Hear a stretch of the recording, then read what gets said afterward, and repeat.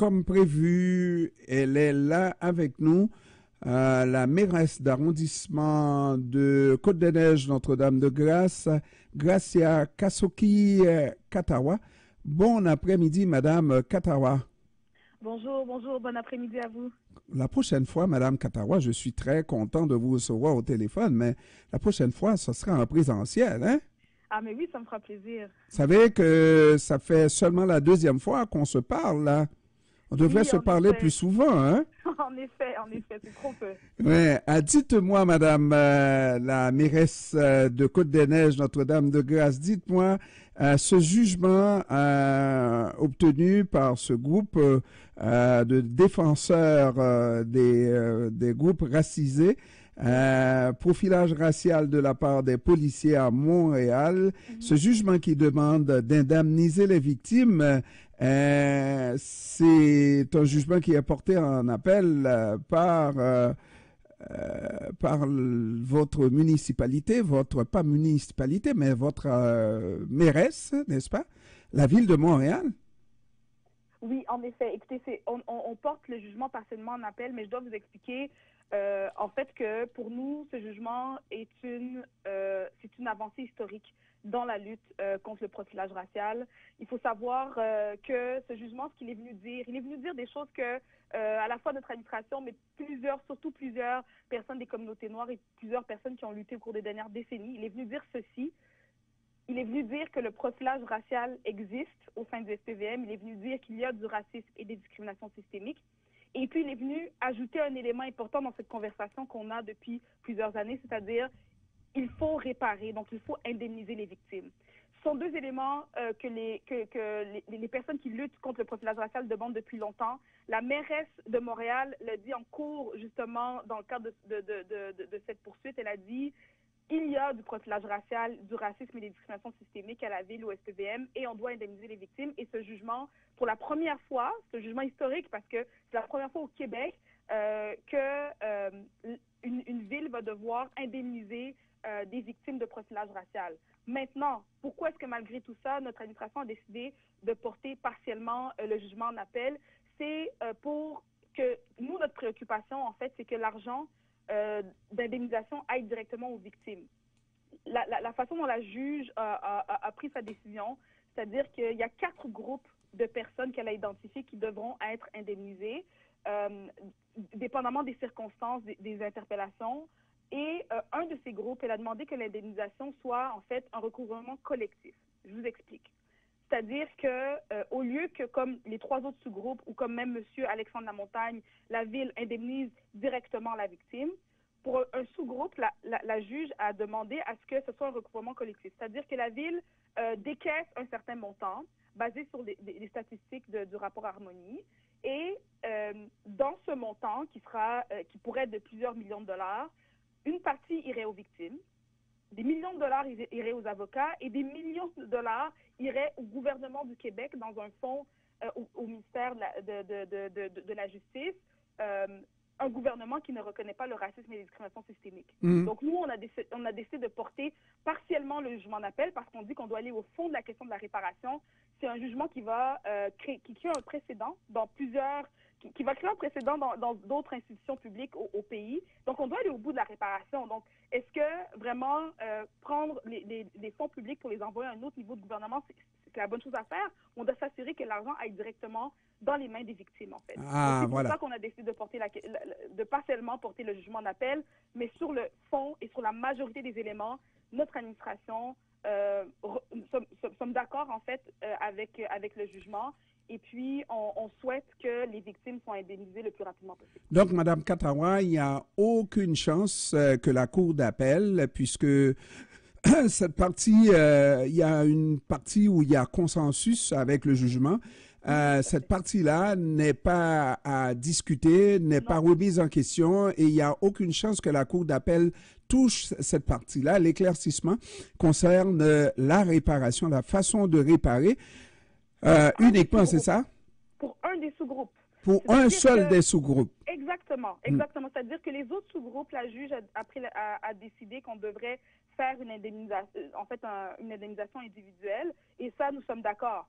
Là où on questionne, c'est que dans un des sous-groupes, il y a un recouvrement collectif, qui est le sous-groupe où il y aura le plus de personnes, il y a le plus de victimes.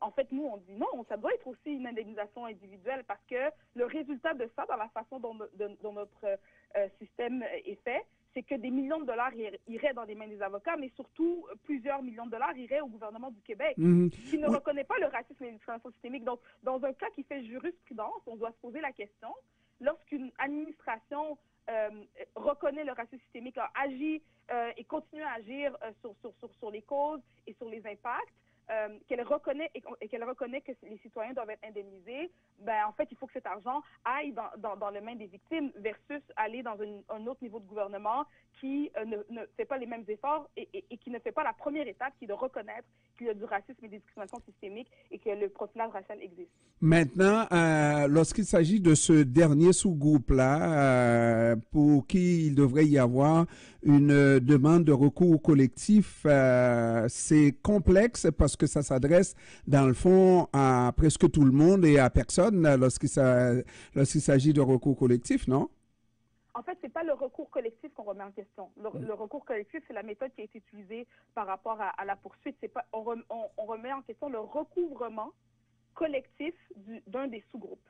Donc, globalement, ce que ça veut dire, c'est que pour un des sous-groupes, qui sera le groupe en plus grand nombre, la juge demande que la ville décaisse des millions de dollars et que donc une partie aille aux victimes, mais qu'une grande partie aille finalement au gouvernement du Québec notamment. Et c'est ce qu'on déplore, c'est ce qu'on remet en question, et c'est pour ça qu'on va en appel. Nous, ce qu'on veut, c'est que ce soit un recouvrement individuel. Parce qu'à la fin de la journée, pour la Ville de Montréal, ce n'est pas une question d'argent face aux victimes. C'est juste s'assurer que l'argent aille directement aux victimes. Madame Peu importe Katawa. le nombre de victimes qu'il y aura dans ce sous-groupe. Madame Katawa, je vous entends nous parler de manière convaincante.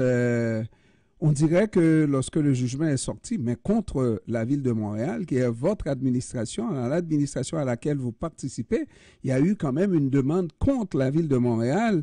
Il me semble, lorsque le jugement est sorti, vous avez fait youpi. Ben, je veux dire, c'est un jugement historique. C'est un jugement historique. Je veux dire, je suis, vous savez, je suis une femme noire. J'ai des membres de ma famille qui sont profilés.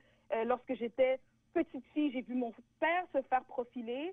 Donc, on est bien conscient des impacts que ça a sur les victimes et sur leur famille. Donc, comment ne pas apprécier là où la lutte est arrivée? Et je tiens vraiment à remercier toutes les personnes qui se sont mobilisées depuis des décennies, incluant la Ligue des Noirs, sur cette question.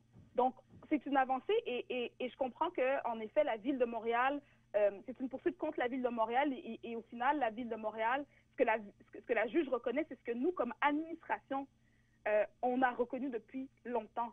C'est ce que, comme administration, la mairesse de Montréal en 2020 a dit, oui, il y a du racisme et des discriminations systémiques. Donc, on n'est pas la même Ville de Montréal depuis que notre administration est présente que les administrations passées. Oui, c'est la Ville de Montréal, il faut reconnaître, parce que le racisme et les discriminations systémiques s'opèrent dans des institutions.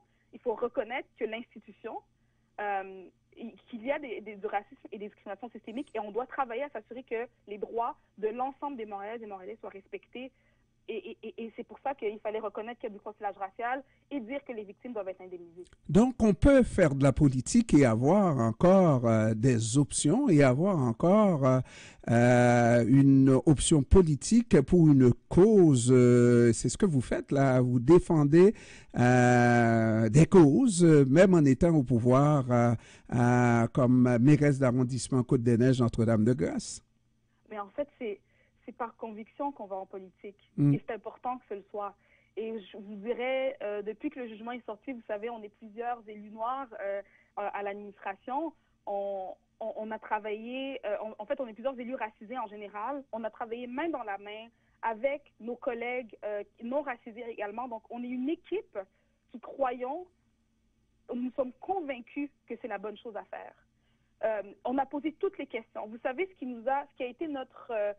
ce qui a été notre guide dans les réflexions quant à l'appel, on voulait nous s'assurer comme administration que aller en appel ne ferait pas en sorte de remettre en question l'existence du racisme systémique ou du profilage racial, que aller en appel n'allait pas amener davantage de de travail pour les victimes pour se faire indemniser. Donc, on a vraiment posé toutes ces questions-là pour nous assurer qu'on faisait la bonne chose. Parce qu'on est là par conviction. Ouais. C'est formidable de vous avoir entendu, Madame Gracia Kasoki Katawa, mairesse d'arrondissement de Côte-des-Neiges, Notre-Dame-de-Grâce. Mais je vous dis encore de grâce, Madame Katawa, Madame Katawa, venez nous voir à la radio Oui, CEPAM. ça Hein? fera plaisir, ça fera plaisir. Ça sera plaisir de vous recevoir, effectivement. Alors, on cherche le moyen donc de faire une belle émission lorsque vous avez du temps un samedi après-midi. On va pouvoir trouver du temps, Madame Katawa. Merci beaucoup d'avoir pris du temps de nous parler cet après-midi. Merci à vous et merci à toutes les personnes qui se sont mobilisées dans la lutte contre le profilage racial. Merci encore une fois. On se reparle la prochaine fois. Merci. Au Merci, revoir. au revoir. Au revoir.